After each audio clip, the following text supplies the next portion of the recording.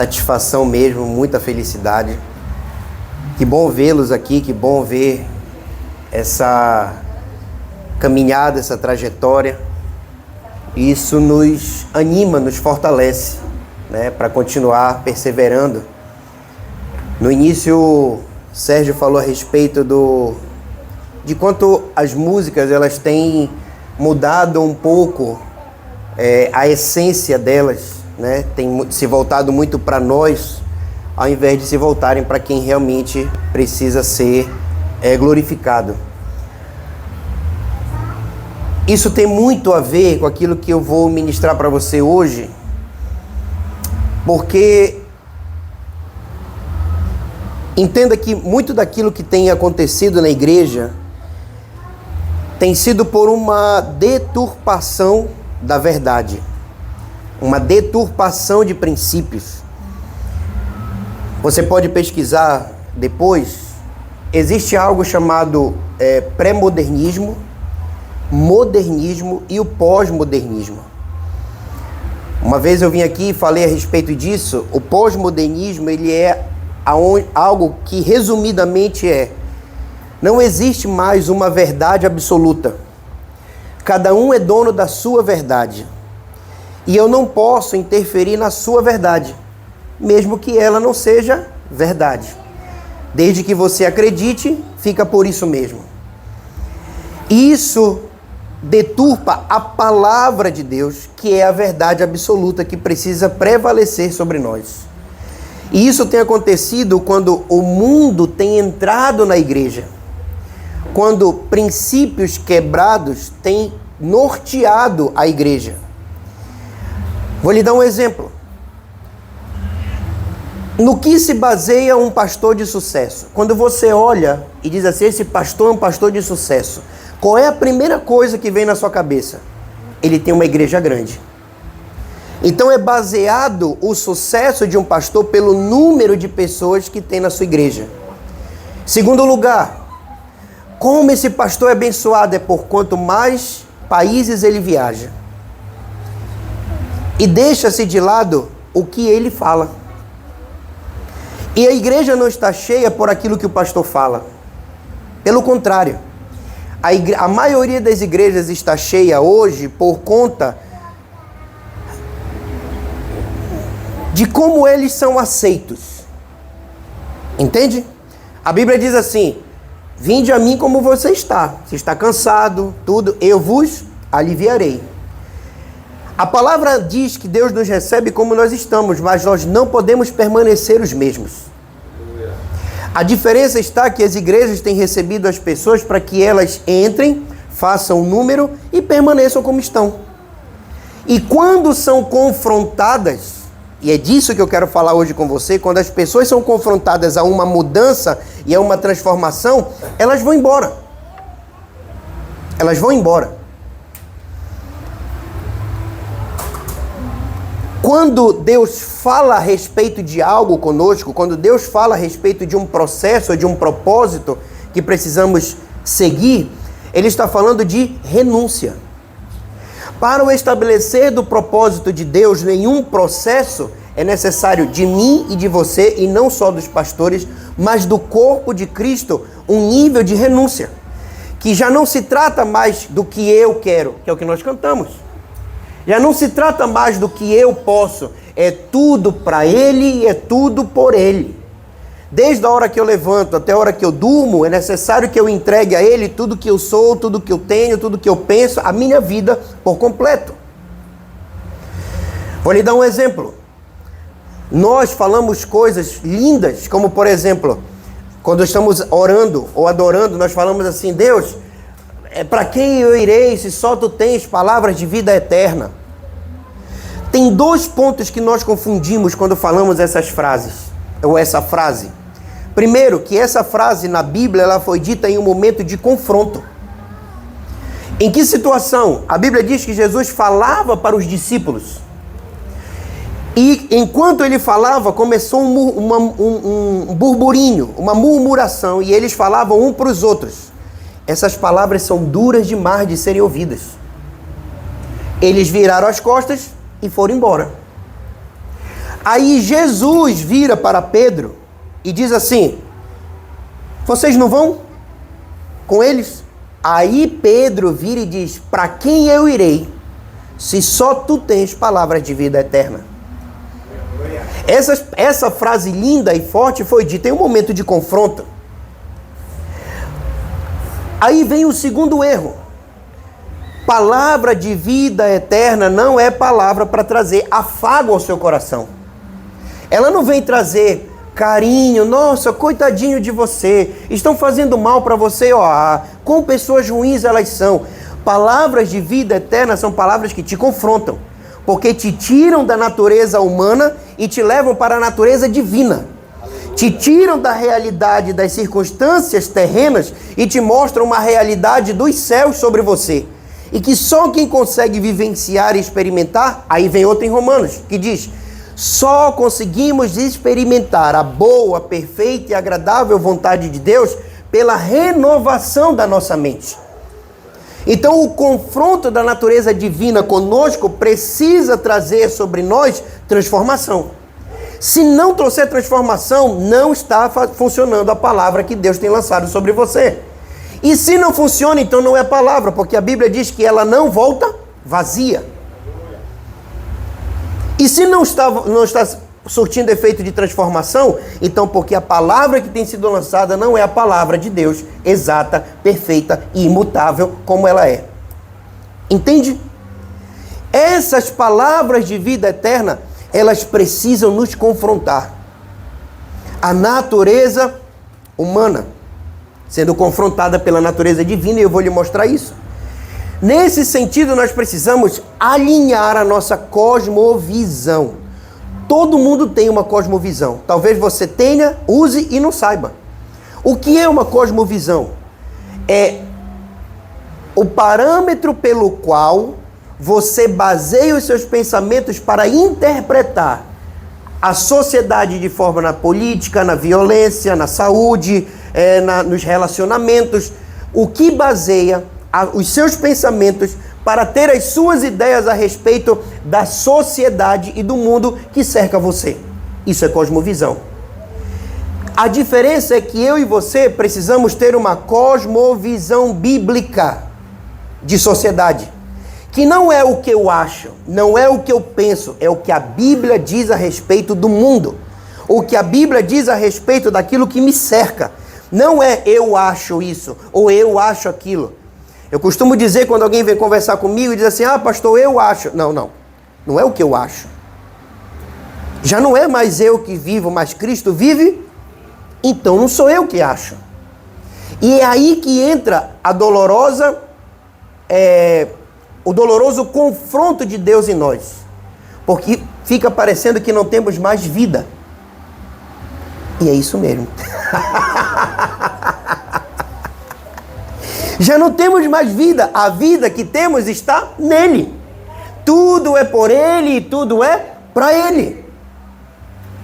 Você entende isso? Por isso é tão difícil as pessoas lá fora entrarem na igreja e terem um comprometimento, não do que o pastor fala, mas do que a Bíblia exige que tenhamos que ter. Entende? Porque não se trata do que eu quero ou do que eu penso, se trata do que eu acho. Eu tenho falado muito algo a respeito de... Existem pastores que acham que quanto mais igrejas, melhor. Eu não sou desses. Eu não sou desses. Porque a maioria das igrejas tem sido abertas por divisão e não por multiplicação, não por crescimento. São pastores, ou melhor, são pessoas que estão no corpo de Cristo, mas que não concordam com o que o pastor falou. Então, como ele prega bem, tem 3, 4 pessoas que gostam dele, então ele diz: olha, eu vou sair, vou abrir minha igreja, bora comigo? Aí sai 4, 5 pessoas, abre uma igreja e diz assim: agora eu sou pastor, então agora eu vou fazer o que eu quero. Por isso as cidades, os bairros não têm sido tomados por esforço, como a Bíblia diz, porque as pessoas estão abrindo igrejas não pensando naquilo que Deus liberou sobre eles, mas daquilo que eles acham que tem que ser feito. Entende? E eu não sou contra abrir igrejas. Eu sou contra abrir igrejas de forma precipitada. porque eu quero, porque eu penso. Então, alinhando a nossa cosmovisão bíblica, temos que entender 3 pontos. Uma mente alinhada com a mente de Cristo fortalece a nossa fé. A nossa fé fortalecida impacta a nossa vida. Então, mente, fé e vida. E todas as batalhas começam na mente. Todas. Se você chega aqui e recebe uma palavra de Deus ou recebe um toque de Deus na sua vida, você chora, você se arrepia, nossa, e aí sai. O problema não é você sentir alguma coisa, o problema é que lá fora é você continuar sentindo, pensando e vivendo as mesmas coisas que essa palavra diz que você precisa viver. Porque lá fora somos engolidos, ou pelo menos tentam nos engolir, com todos os princípios deturpados. Por exemplo, você já deve ter ouvido Xuxa falar isso, Débora Seco falar isso, Linda Quebrada falar isso. Eu não sei que Bíblia é essa que esses pastores, esses crentes leem, mas a minha Bíblia mostra um Deus de amor, que aceita as pessoas como elas são. E não estão mentindo, é verdade. Mas que não permite que elas fiquem como estão. E realmente a Bíblia que eles leem é a Bíblia deles, porque a minha Bíblia não diz isso. E aí o povo lá fora tem olhado a Bíblia e lido a Bíblia para justificar a sua vida, a forma como viver. E não ler a Bíblia para transformar a sua vida para o que alinhar com aquilo que Deus tem para eles na terra e nos céus. A Bíblia diz o seguinte, que nós vivemos à sombra do que nos aguarda. Não é isso que a Bíblia diz? E eu e você, a partir do momento que Cristo nos encontra, eu e você temos a mente de Cristo. Nós temos o Espírito transformado. É isso que a Bíblia diz. A regeneração e a justificação. De forma imediata. Imediata. Ou seja, Cristo me encontrou, meu espírito é transformado. Já não sou eu mais que vivo, mas Cristo vive em mim. Então, a partir desse momento, as coisas velhas ficaram para trás, eis que tudo se fez novo. Ou seja, tem uma nova oportunidade de escrever uma nova história. O X da questão é como se posicionar nessa verdade que hoje faz parte de você.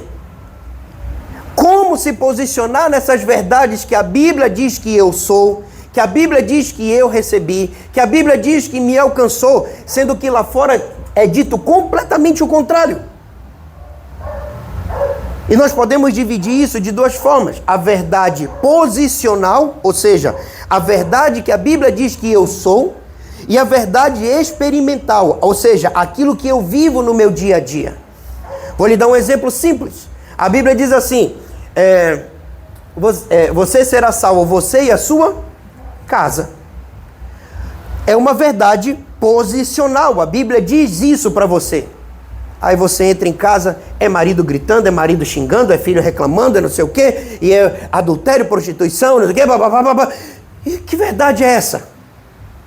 Que a Bíblia diz que a minha casa será, e eu não consigo ainda vivenciá-la. Aí vem o nível de renúncia que eu falei para você. Porque o meu desafio e seu desafio não é sentar e esperar que uma promessa liberada de Deus aconteça. Todas as vezes que você lê na Bíblia há uma palavra que diga promessa, para mim e para você na terra é uma promessa, mas nos céus já é uma realidade. Então você precisa trazer essa realidade para que toque a terra, para que toque os lugares onde você está. Entende? Não é sentar e esperar que alguma coisa aconteça, mas eu vou lhe dar um exemplo simples disso, que você vai entender muito bem. Pessoas quando estão cursando faculdade, direito, medicina, engenharia, sei lá o que for, eles cursam durante uns anos e depois chega um determinado momento que eles precisam fazer o quê? Estágio. Eles não são advogados, eles não são médicos ainda, eles não são engenheiros, eles estão sendo acompanhados, não é isso? No estágio? Mas eles entram no escritório, entram no hospital e entram numa obra como se fossem advogados, médicos e engenheiros. Eles precisam se portar como tal, eles precisam falar como tal, eles precisam se vestir como tal, porque eles estão crescendo naquilo que ele, nos olhos, ainda não são, mas no futuro já é. A Bíblia diz exatamente a mesma coisa sobre nós. Quando ele lança uma verdade, uma realidade dos céus sobre você, sobre a sua casa, sobre a sua família, por aquilo que você, mesmo não enxergando, em Deus, já é. Então você precisa caminhar como tal. Você precisa viver como tal. Se Deus diz para mim e para você que a sua casa será transformada, pois então se posicione como se ela já fosse.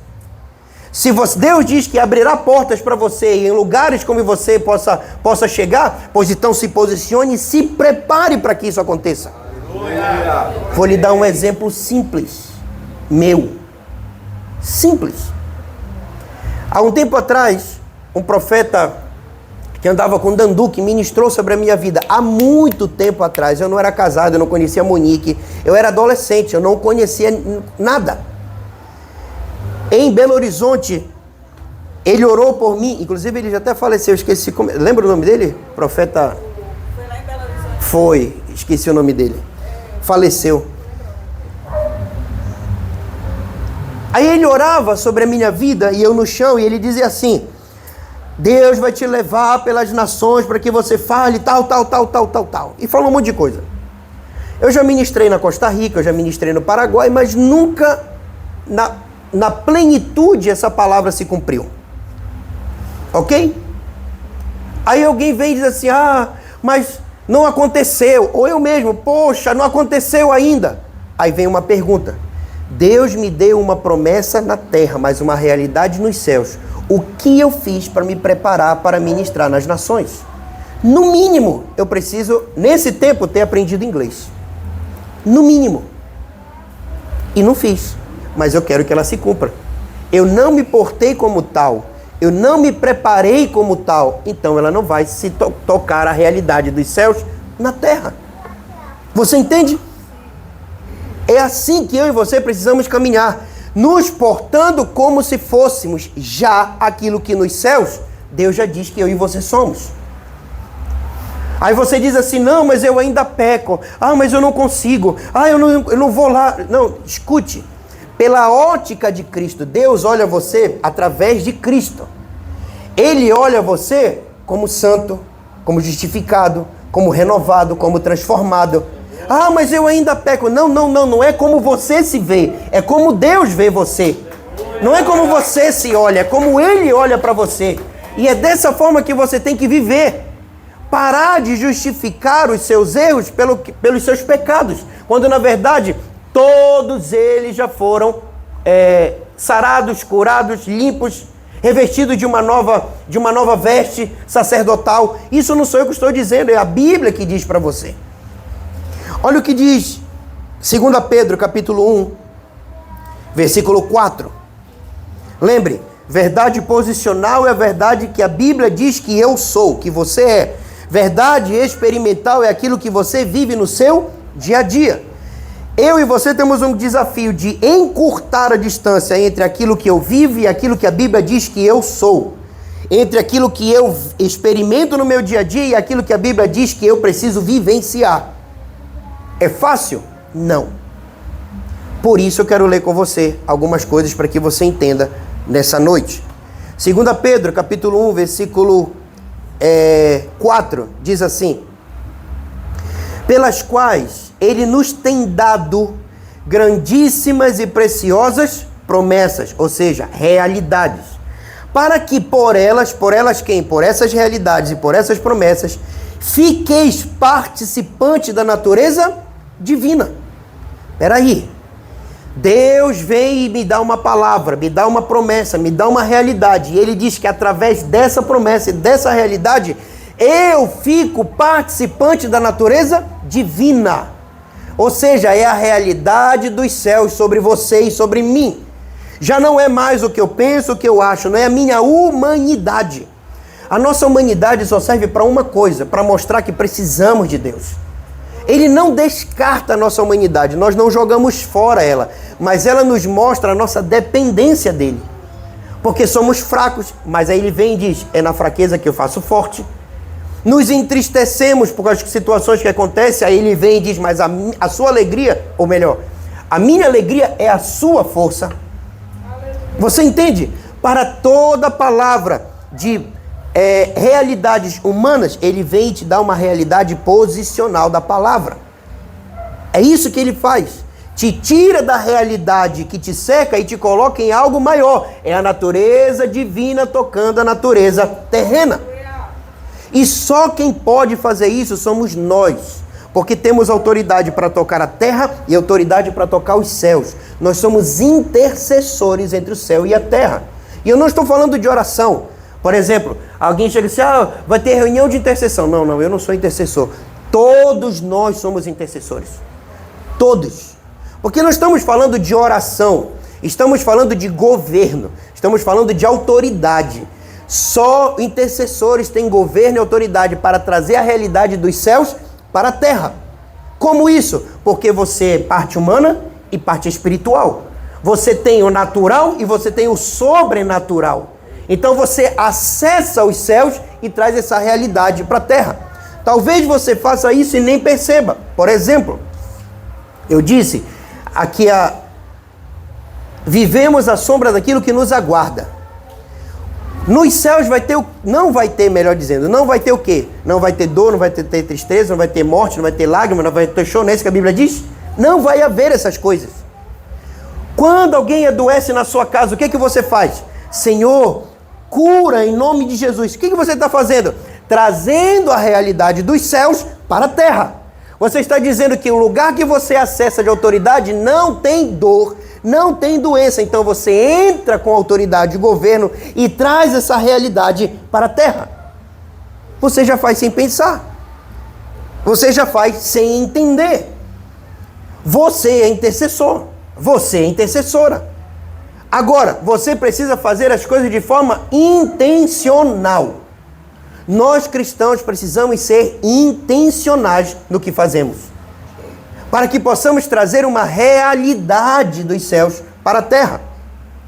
E ele continua dizendo, para que por elas fiqueis participantes da natureza divina, havendo escapado da corrupção que pela concupiscência há no mundo. Aí vem o versículo 5. Por isso mesmo, empenhe-se. Diga, empenhe-se. Isso quer dizer que fala de você, não fala de Deus. Tudo é por Ele, tudo é para Ele. Então empenhe-se. Depende de você. Para acrescentar a sua fé a virtude conhecimento, ao conhecimento domínio próprio, ao domínio próprio a perseverança. Na perseverança a piedade a fraternidade o amor. Versículo 8, olha que fantástico isso aqui. Porque se essas qualidades que eu acabei de ler para você existirem e estiverem crescendo, ou seja, não basta você tê-las, você precisa desenvolvê-las.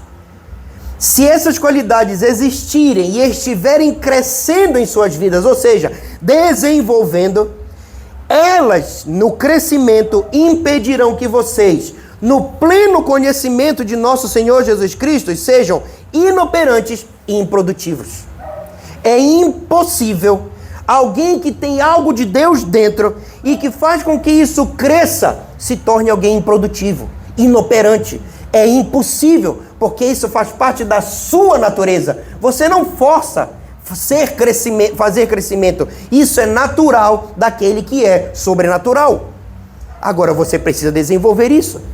Em Filipenses capítulo 2 diz: desenvolvei a vossa salvação. Você foi salvo? Você crê nisso? Amém? Você foi salvo? Mas você não foi salvo para não ir para o inferno.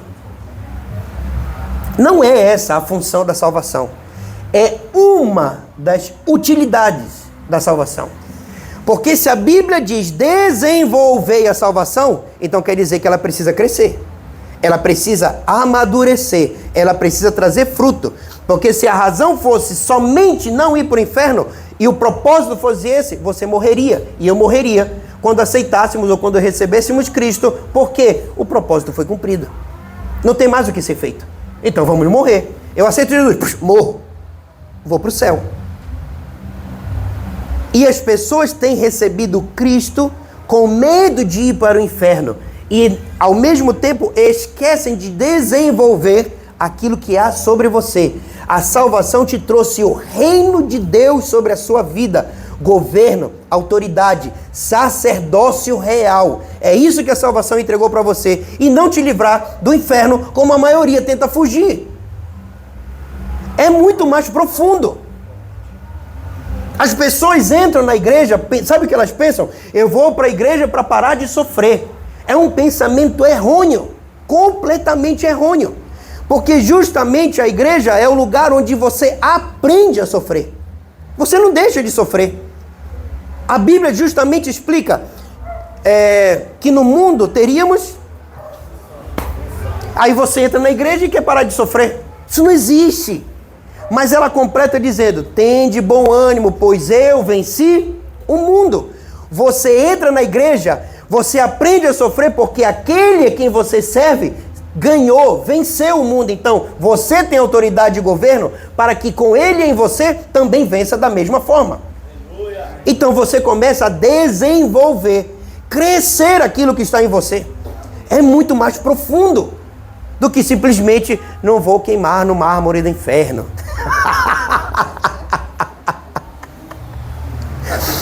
Se você rir é porque vocês assistiram essa novela. Ixalá. Corta essa parte aí. É muito mais profundo.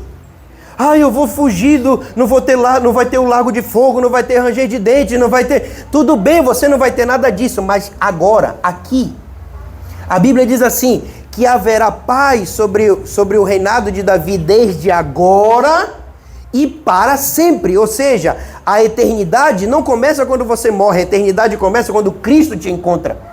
Você já começou a viver a eternidade, porque você vive a sombra daquilo que te aguarda, mas a plenitude quando você estiver com Cristo. Mas você já vivencia a eternidade na terra. É muito mais profundo. E aí tem um monte de gente, olha como eu estou, Deus. Quando você entende o que é a perspectiva dos céus, até a sua forma de orar muda.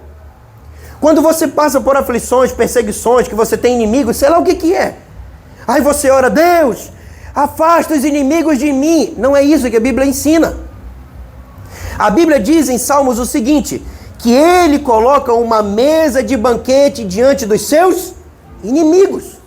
Ele não afugenta os inimigos, ele bota a mesa diante deles, você se farta na abundância, você tem o suprimento, a provisão, e os inimigos veem que Deus está com você. A forma de você orar muda.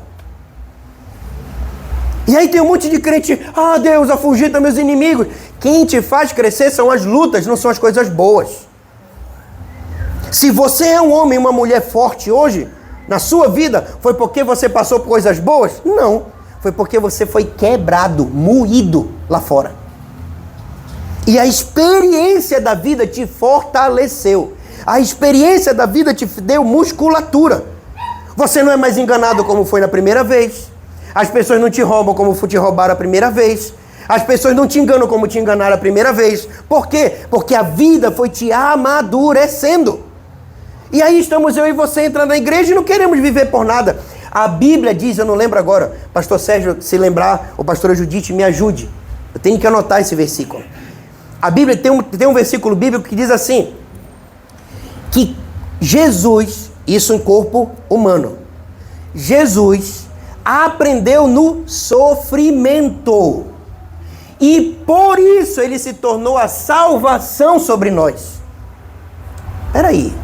Se Jesus aprendeu no sofrimento, aí eu entro na igreja, eu e você, e não queremos sofrer. Tadinho de mim, eu não quero sofrer. Não, você entende que no sofrimento e na dor há um propósito. Há um propósito. Pastor Sérgio falou da minha digníssima. Quando eu disse para ela, vamos para Porto Seguro? Nossa, não, blá, blá, blá. Eu orei um mês, Pastor, apóstolo Jonas falou assim, o que te impede de vir para a Bahia? Eu disse duas coisas. Eu tenho uma casa e o coração da minha esposa. Porque não adianta o coração dela não estar junto comigo. Eu subo, trato de todo mundo na igreja, quando eu subo tem uma mulher emburrada, com raiva, porque não queria vir comigo. Aí ele falou, a casa eu resolvo, o coração é com você e com Deus. Eu falei, então a parte mais difícil ficou para mim. Então fui orar, falei com ela, eu lembro até hoje, eu chego em casa, de viagem, ela estava lavando a louça, e aí fui no quarto, deixei minhas coisas e tal, ela estava fazendo umas coisas na cozinha, porque eu tinha acabado de chegar, ia fazer uma comida para nós, eu disse, olha, tem um negócio para te dizer. Recebi uma proposta para ir para Porto Seguro. Aí ela vira, quê? E a nossa segurança? Eu falei, que segurança? A gente vive de aluguel. Que segurança que eu tenho aqui?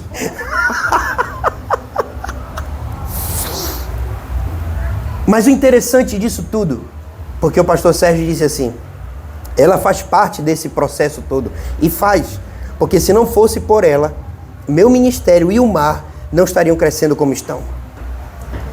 Porque quando nós fomos para Porto Seguro, ela tinha uma loja. Ela vendeu a loja dela para ir comigo para lá. E agora, quando tivemos que retornar, aí tem a questão do amadurecimento, do fortalecimento. A primeira vez foi difícil ir. Na volta, foi mais difícil ainda. Ela chorou, ele chorou, nenhum dos dois queria vir, eu não queria voltar. Mas eu tinha uma palavra de Deus. Que palavra é essa? Não é soberbo que eu vou lhe dizer.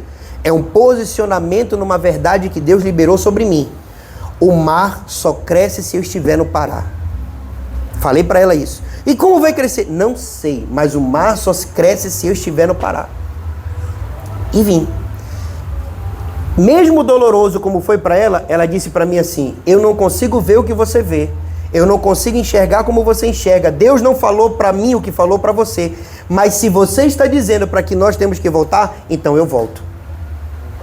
Por isso, ela faz parte desse processo na minha vida e na vida do mar. Obrigado. Porque renúncia não é só para quem tem chamado ministerial. Renúncia é para o corpo de Cristo. Para o reino ser estabelecido na terra, todos nós, eu e você, temos níveis de renúncia que precisam ser feitos. Todos. E aí é com você, se você está disposto a renunciar ou não. Só existe uma diferença que pinça pessoas para o pastoreio, para o apostolado, para ministérios. Que essas pessoas estão dispostas a renunciar muito mais do que o normal. Essa é a diferença. Quando eu vou ungir um pastor, é a característica que eu mostro. As pessoas estão dispostas a renunciar como a maioria do corpo não está.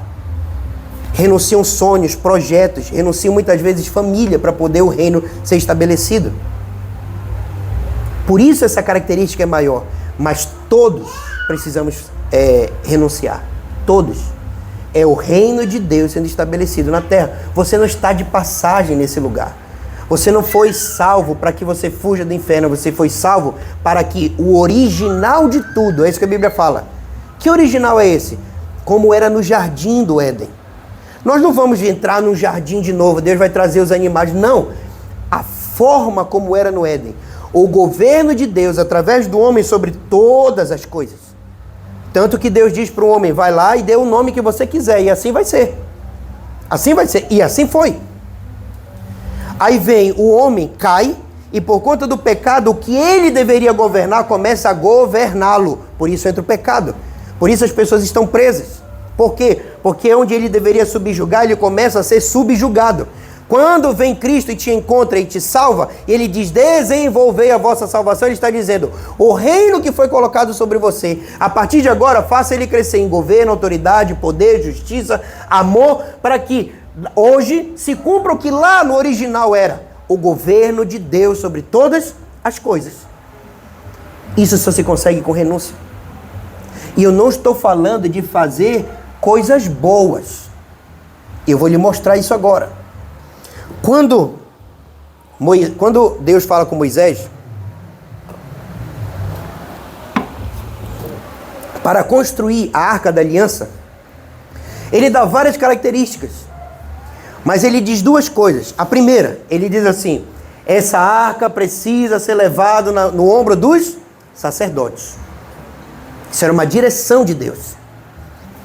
Aí vem Davi e vai na casa de Abinadab e pega a arca e coloca sobre uma carroça de bois. E a Bíblia descreve Davi indo à frente, dançando, pulando, fazendo festa. Descreve os instrumentos que tocavam. Era zambumba, sei lá o que tocava lá. Na época, tamborim e tal, e checo-checo, blá, blá, blá, e festa, festa, festa. A Bíblia descreve assim. Aí a carroça de bois passa por um buraco ou por uma pedra, a arca quase cai e Uzá segura a arca. O versículo diz assim, que Uzá foi ferido de morte, ou seja, para alguém ser ferido de morte, a ferida foi muito profunda. O versículo seguinte diz que Uzá foi fulminado. Quando você ouve a palavra fulminado, quer dizer que aquilo foi destruído, acabou. Não é isso que você pensa? Alguns teólogos dizem que a ferida foi tão profunda que as entranhas de Uzá foram colocadas para fora. Olha que loucura! Mas você diz, mas por quê? Ele estava ali tentando ajudar. Escute, quando Deus dá uma direção para mim e para você, não se trata de como eu e você queremos fazer. Você pode fazer os maiores enfeites, mas se não tiver na direção que Deus deu a você, não serve. Você quer agradar o Senhor, não é com penduricalhos, é com obediência. Você quer agradar o coração de Deus, seja obediente, completamente dependente dele. É isso que significa obediência. E não é no hebraico, não é no aramaico, não é no dicionário Aurélio. No meu dicionário, no seu dicionário está escrito isso. Alguém completamente dependente de outro.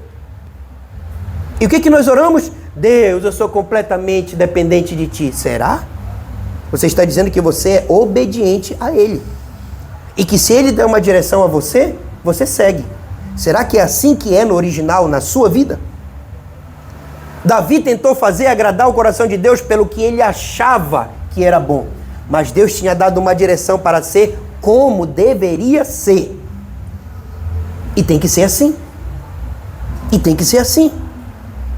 Aí vem Davi, isso aí já sou eu parafraseando.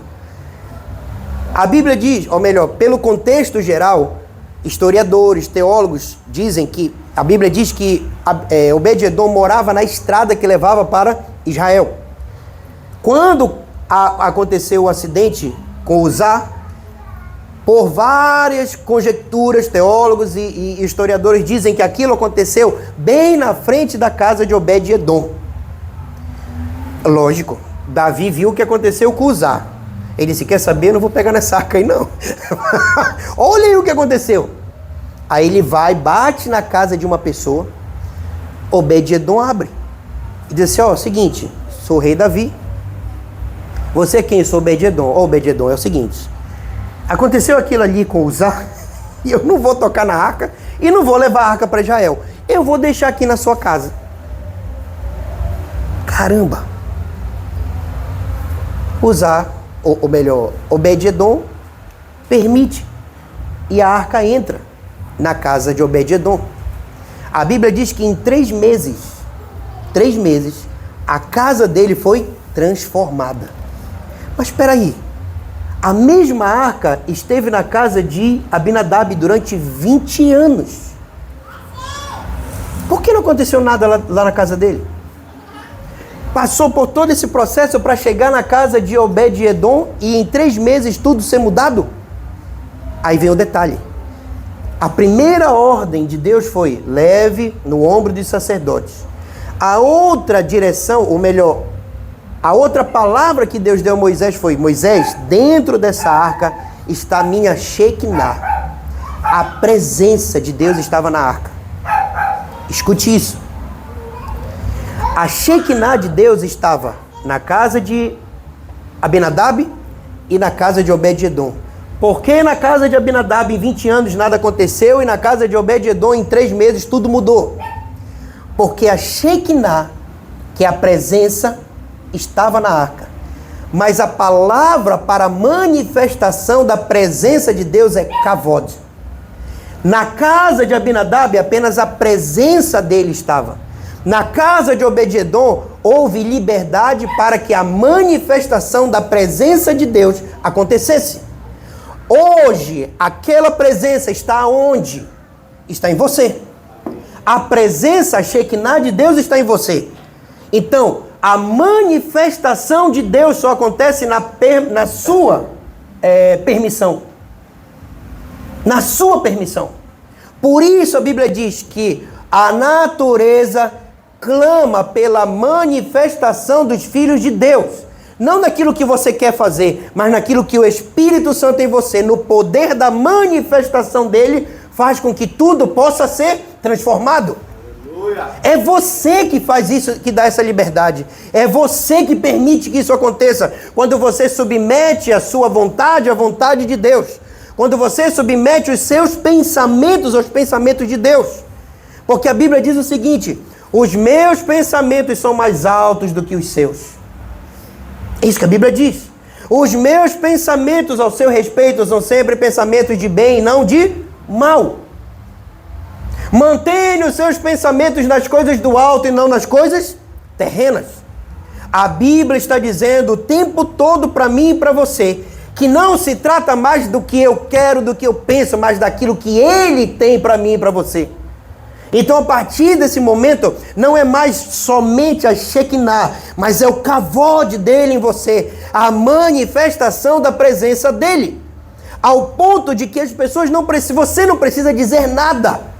A Bíblia diz que as pessoas ao redor de Obed-Edom viram o que estava acontecendo. Um desses correu até Davi e disse: Davi, a arca na casa de Obed-Edom mudou a realidade deles. Mudou a realidade deles. Obed-Edom era da mesma linhagem de Golias, de Gate. Ou seja, ele era inimigo de Israel. Ele era deixado de lado, por isso ele vivia como é que fala? Jogado na beira da estrada. Porque ele não tinha referência nenhuma em Israel. Aí vem a Shekinah, o kavod de Deus, muda a realidade. Vai alguém lá, fala com o rei Davi. Davi vem, e a Bíblia diz que Davi pega não só a arca da aliança, mas leva a família de Obed-Edom.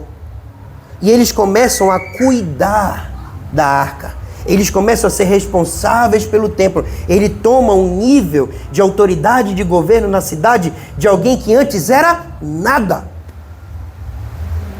Claro que as pessoas sabem que a presença de Deus está em você. O que nós mais dizemos para o mundo é que o Espírito Santo de Deus habita em nós.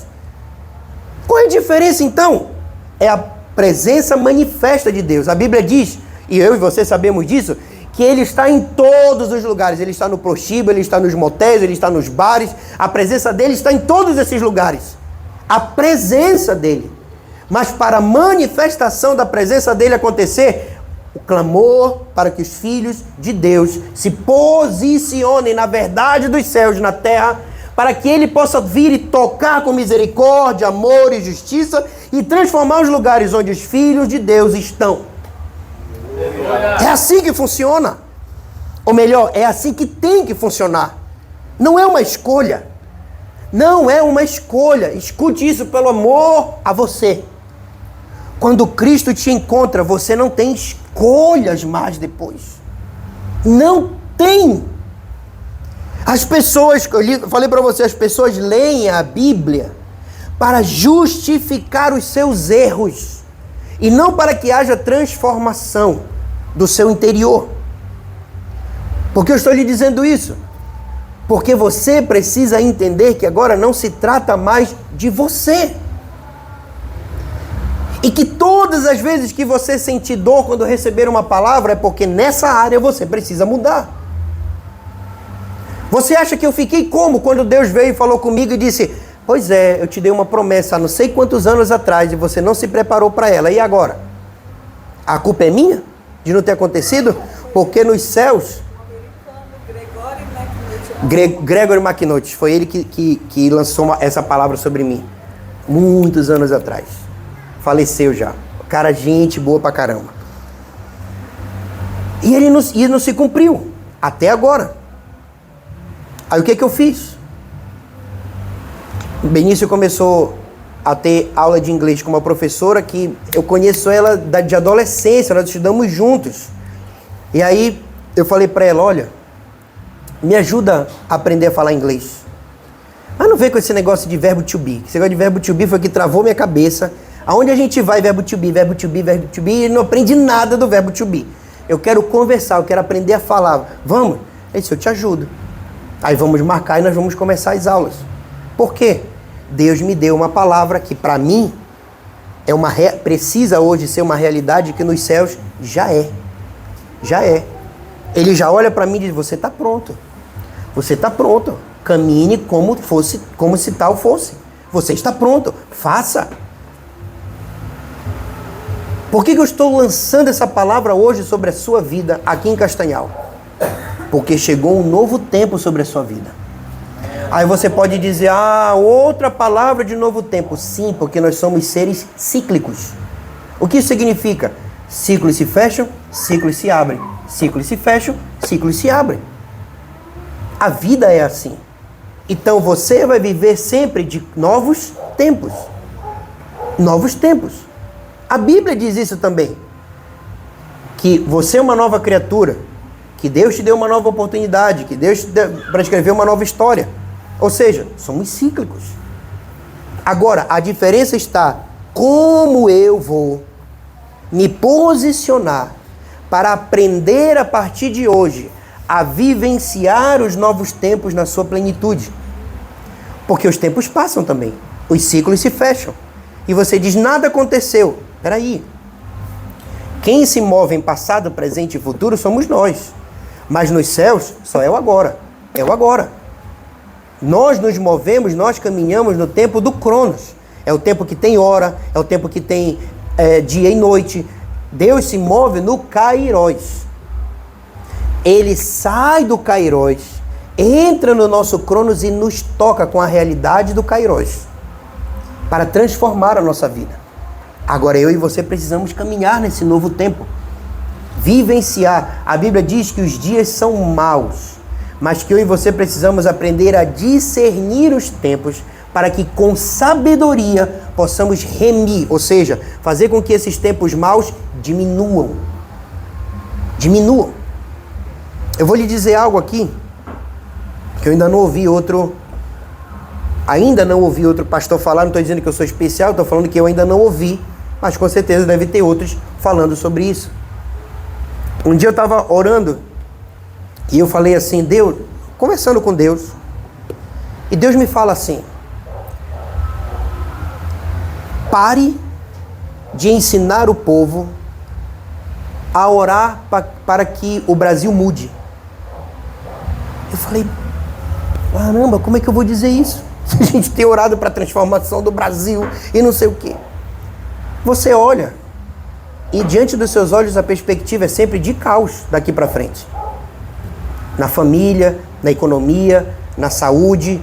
Ontem estava vendo uma reportagem, vai ter a COP30 aqui, e aí fizeram um estudo. Eu não sabia disso, sabia que existia, mas não sabia que os números eram tão loucos assim. De cada 10 paraenses, 8 não tem saneamento básico.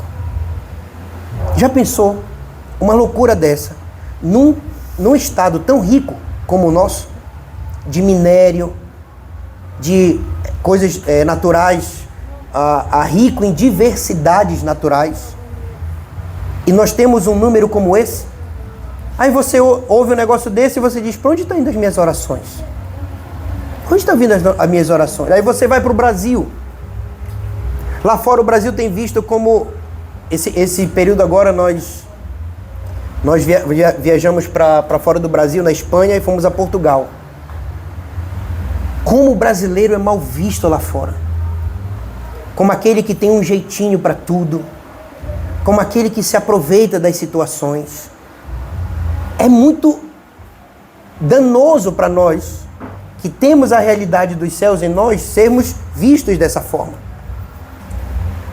Aí Deus vem e diz, não ore para que, ou melhor, não ensine a igreja a orar para que o Brasil mude, ou para que o Pará mude, mas ensine ao meu povo a ser um povo forte, porque os dias são maus. E resistir aos dias maus traz transformação. Resistir aos dias maus traz mudança.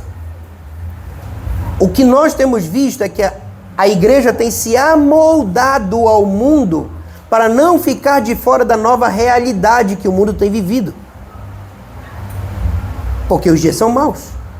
Então, e aí vem a questão dos remanescentes fiéis, que são aqueles que resguardam a fé, resguardam os princípios, resguardam a igreja.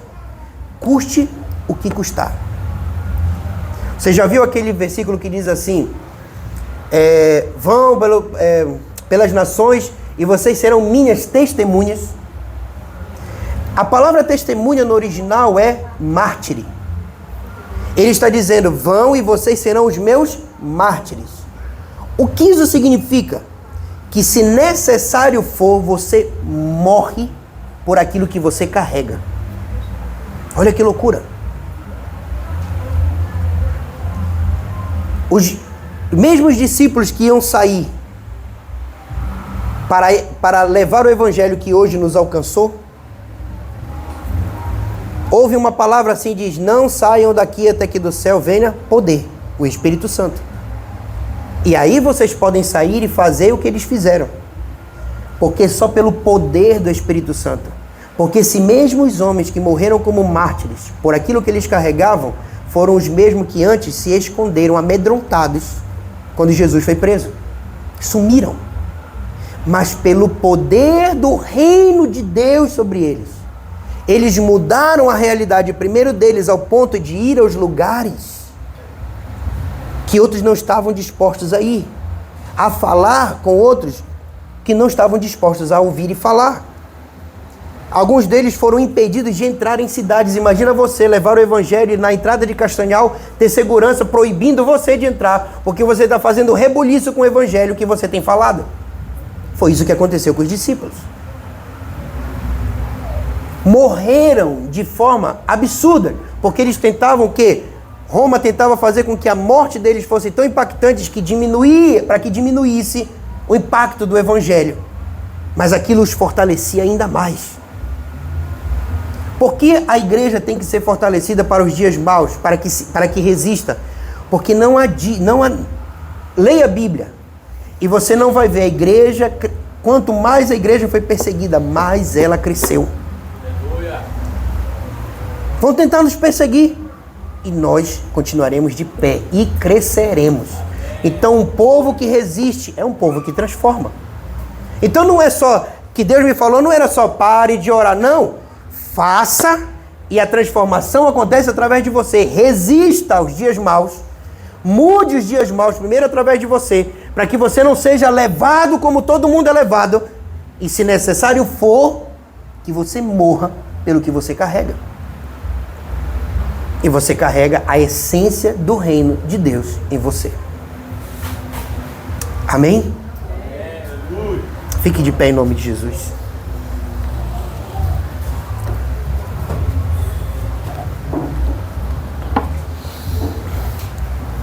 Você entendeu? Você entendeu? Eu não estou falando que você vai mudar as suas características. Eu não vou dizer para você que você precisa agora ser uma pessoa... Se você me conhecer no meu dia a dia, eu sou um cara extremamente tímido.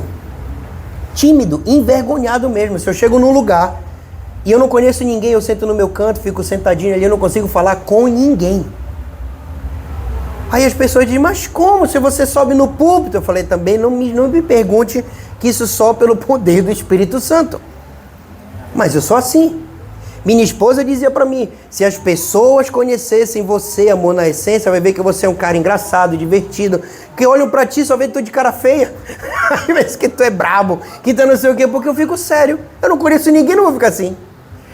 Não vou ficar rindo.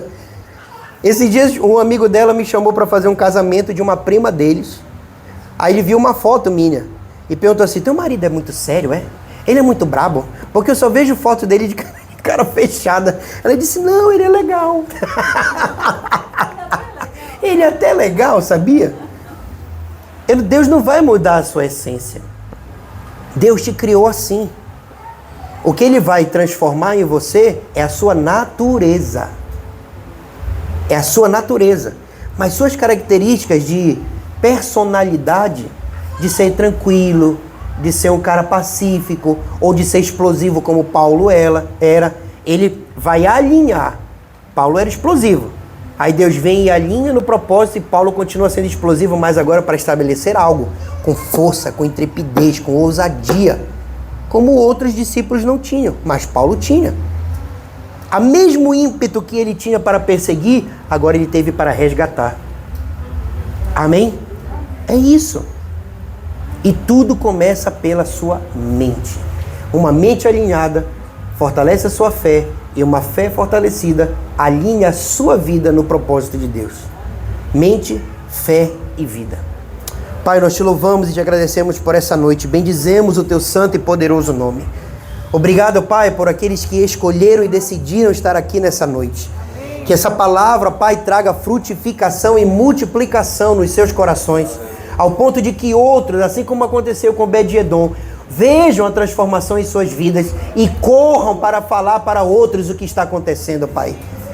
Deus, eu te agradeço por cada um que está nesse lugar. Te agradeço por essa noite, te bendigo, Senhor Deus, porque estamos realinhando o nosso pensamento ao teu, realinhando, Deus, a nossa vida com os teus pensamentos, com aquilo que tu tens ao nosso respeito e com o propósito que tu tem para essa cidade, Pai. Obrigado, Senhor. Te agradeço por essa casa, Senhor. Que as bênçãos do Senhor repousem sobre esse lugar. Que abriu as portas para que aqui fosse feito os cultos racionais a Ti, Senhor. Onde a Tua presença é manifesta, Pai. Que as portas se abrem em oportunidade, em prosperidade, em abundância, em saúde, em crescimento, naquilo que eles precisam e naquilo que o Senhor vai superabundar sobre eles também, Pai. O crescimento na maturidade, no entendimento, que seja visível ao redor dos seus vizinhos aqui, Pai. Que eles possam ser tocados, que a presença do Senhor repouse sobre esse lugar e atraia os seus vizinhos até aqui. Que a verdade que está estabelecida neste lugar possa, Senhor Deus, alcançar cada casa ao redor aqui, Pai. E que possam encontrar nesse lugar a resposta que precisam para uma transformação de vida, onde haverá mudança na sua casa, na sua família, nos seus negócios, nos seus pensamentos, no seu emocional, Senhor. Pensamentos de morte serão anulados, pensamentos de suicídio serão transformados em vida abundante. Pessoas que estavam desesperançosas vão encontrar a esperança nesse lugar. As pessoas que não tinham paz vão encontrar a paz que excede todo entendimento nesse lugar. Porque aqui existem pessoas dispostas a te servir, sem pensar nelas mesmas em primeiro lugar, mas te servindo de absolutamente tudo o que tu desejas e o que tu pedes, Pai. Obrigado, Senhor Deus, por esse lugar. Obrigado por esta casa, obrigado por essas pessoas, obrigado por essas famílias que estão aqui. E que essa palavra derrame sobre cada casa aqui representada, Senhor. Sobre cada lar aqui representado. E que haja refrigério, transformação, mudança, confronto, para que haja níveis mais altos no conhecimento do Teu Evangelho, da Tua Palavra e do Teu Reino, para que toque esta terra, trazendo transformação e cumprimento da Tua Palavra. Eu oro pelo pastor Sérgio, pela pastora Judite, que de forma tão impetuosa, tão forte, perseverantes, empenhados, têm levado com tanto amor e tanta dedicação este trabalho aqui em Castanhal. Só o Senhor para honrá-los, só o Senhor para fortalecê-los, só o Senhor para abrir portas, Senhor Deus, sobre as suas vidas, e que eles vejam em cada porta aberta a semente que foi plantada dando seu fruto. Na sua vida pessoal, profissional, na sua vida familiar, nos seus sonhos pessoais, que o Senhor possa estabelecer sobre eles, Senhor Deus, o desejo dos seus corações. Porque sei que o desejo deles está sempre, sempre alinhado com o Teu propósito e com a Tua vontade, Senhor. Eu te agradeço pela vida deles nesse ministério, te agradeço pela vida deles na minha vida, Senhor, de tanta gratidão que eu tenho, pela sabedoria, pelo conhecimento que eles têm derramado, me ajudando nessa trajetória, Pai. Eu te louvo e te agradeço, em nome de Jesus, e que no seu ministério possam ser abundantes, que possam se alegrar em cada batismo, que se alegrem em cada conquista dessa igreja, que se alegrem em cada realização das suas ovelhas, do seu povo, que cresce e eles se alegram juntos. Pai, que assim seja, e que também o seu povo possa se alegrar com o crescimento deles, com a prosperidade deles, com aquilo que eles têm conquistado, em nome de Jesus. Toda honra, toda glória neste lugar é para Ti, Senhor. Tudo o que fazemos é para Ti, Senhor. Tudo o que falamos, fazemos ou vivemos, aponta para Ti. Todas as coisas, celestiais ou terrenas, se convergem em Cristo Jesus. Toda honra e toda glória é dada a Ti. Amém, amém e amém. Beijo no coração. Um beijo no coração. Como é que é? No ciclo da expansão. Deus os abençoe. Espero voltar em breve. Depende deles se me convidarem ou não. A culpa é deles. Então, amo vocês. Quero vê-los aqui a próxima vez que eu voltar. E quero ver outras pessoas vindo através de vocês.